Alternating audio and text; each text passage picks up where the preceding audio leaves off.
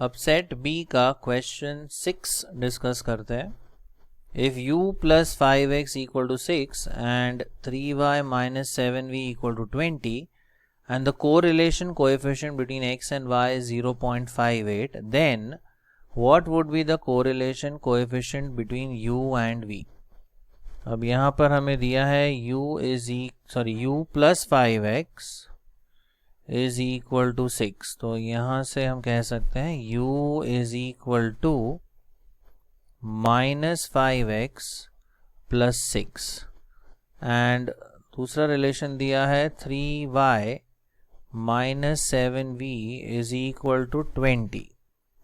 So from here we could say 7v is equal to 3y minus 20 या फिर v is equal to, अगर divide by 7 कर देते हैं थ्रू आउट, तो 3/7 into y minus 20/7. अब हमें कोरिलेशन कोएफिशिएंट दिया है x एंड y का, that is 0.58. Correct. So we have the correlation coefficient between x and y, so that is 0.58. और हमें कोरिलेशन कोएफिशिएंट चाहिए बिटवीन u एंड v. अब u है minus 5x plus 6 and v है 3y/7 minus 20/7.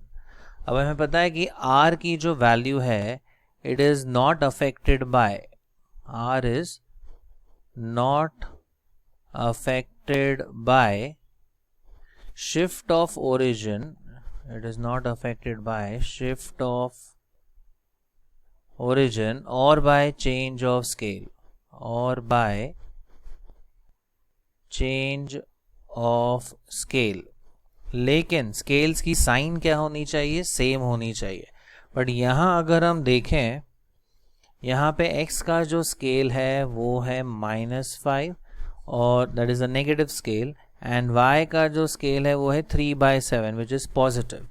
Right. तो scales का opposite sign होने के वजह से आंसर तो 0.58 ही रहेगा, बट स्केल्स का ऑपोजिट साइन है, इसीलिए r की value that is r for uv will be -0.58. तो अगर स्केल्स का ऑपोजिट साइन होता है तब r की वैल्यू की साइन सिर्फ चेंज हो जाती है. Okay. So the answer is -0.58 and option अगर हम देखें तो answer is option B. Question 7 देखते हैं. If the relation between x and u is, तो यहाँ हमें दिया है 3x plus 4u plus 7 is equal to 0 and the correlation coefficient between x and y is, okay, यानी r between x and y इसकी value दी हुई है -0.6. what is the correlation between u and y? r between u and y की value क्या होगी? अब यहाँ हम रीअरेंज करके देखते हैं. तो we write u in terms of x, तो ये क्या आ जाएगा देखते हैं. 4u is equal to -3x plus 7. अब डिवाइड बाय 4 अगर हम करते हैं तो ये हो जाएगा -3/4 into x plus 7/4. This is u. So basically यहाँ पे जो x का स्केल है वो नेगेटिव है, y को इन्होंने चेंज नहीं किया है. ओके. बट x का स्केल नेगेटिव यूज किया है. ओके. सो बेसिकली हमें ढूंढना है r between -3x/4 plus 7/4 that is u comma y. तो इसमें y चेंज नहीं हुआ है, x का स्केल किया गया है, यहाँ पे चेंज ऑफ स्केल यूज किया है, बट वो भी नेगेटिव स्केल. तो उस वजह से r की साइन चेंज हो जाएगी. वैल्यू तो 0.6 रहेगी, लेकिन ये माइनस साइन का हो जाएगा positive sign. So this will become +0.6. अब इसका वैल्यू ऑप्शन देखते हैं क्या दिया है. ऑप्शन है सी. तो इसका सही आंसर है ऑप्शन सी। अब 8th क्वेश्चन देखते हैं। फ्रॉम द फॉलोइंग डेटा, अब x की वैल्यूज है 2, 3, 5, 4, 7। ये आपकी x की वैल्यूज है 2, 3, 5, 4 एंड 7।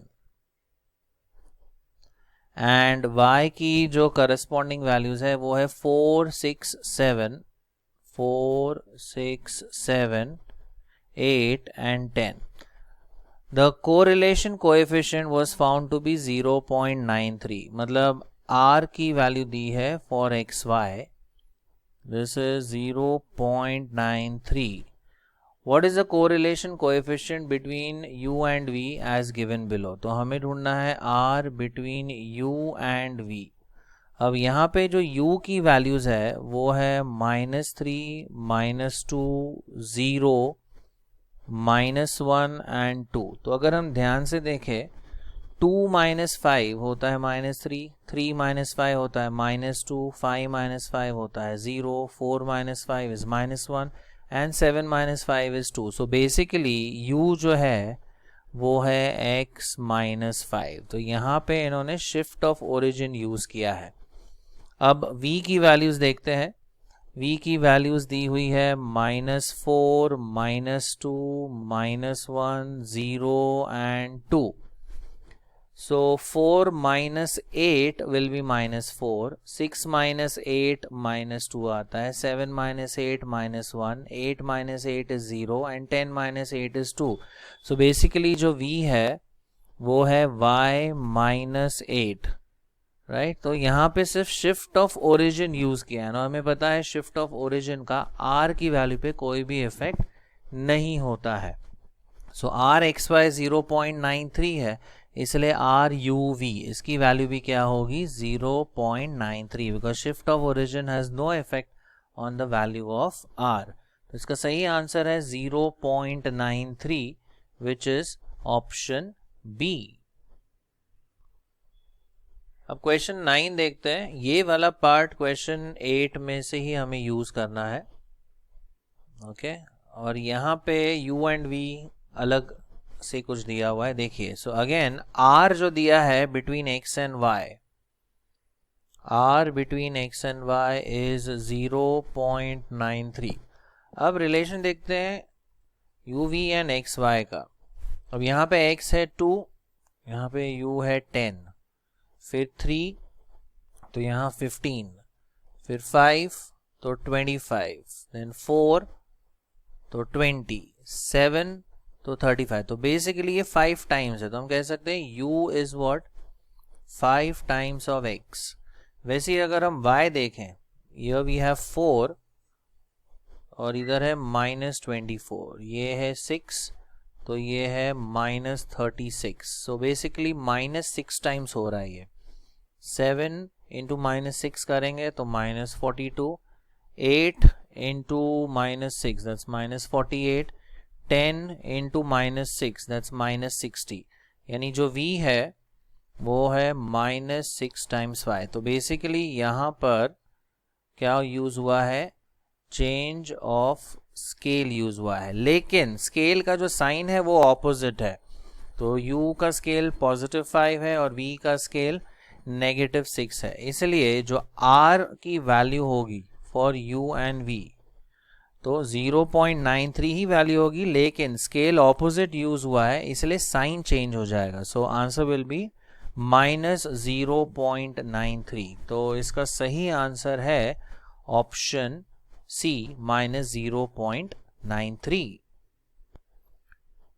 क्वेश्चन 10 देखते हैं। If the sum of the squares of the difference of ranks, यानी बात हो रही है समेशन डी स्क्वायर की, गिवन बाय 2 जजेस A and B of 8 students is 21, in नहीं आएगा, यहाँ आएगा इज 21, यानी समेशन डी स्क्वायर की वैल्यू दी है 21 और यहाँ 8 स्टूडेंट्स का रैंकिंग किया गया है। So n is equal to 8। What is the value of rank correlation, यानी RS पियरमैन्स रैंक कोरिलेशन पूछा गया है, कोएफिशिएंट।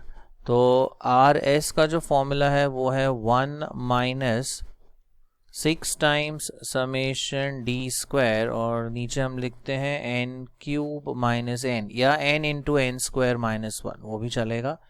तो ये यहाँ पे हम सब्स्टिट्यूट कर देते हैं। सो 1 माइनस ये आ जाएगा 6 टाइम्स डी स्क्वायर, ये है 21, एन क्यूब यानी 8 क्यूब, 8 क्यूब इज 512 माइनस 8, ये सिंप्लीफाई करते हैं 1 माइनस 6 इंटू 21 अपॉन 504। अब ये कैलसी पे हम कैलकुलेशन देखते हैं। 6 इंटू 21 डिवाइड बाय 504, ये आता है 0.25। सो 1 माइनस 0.25, तो इसकी वैल्यू आती है 0.75। एंड अगर ऑप्शन देखें, yes the answer is option C. तो इसका सही जवाब है ऑप्शन सी।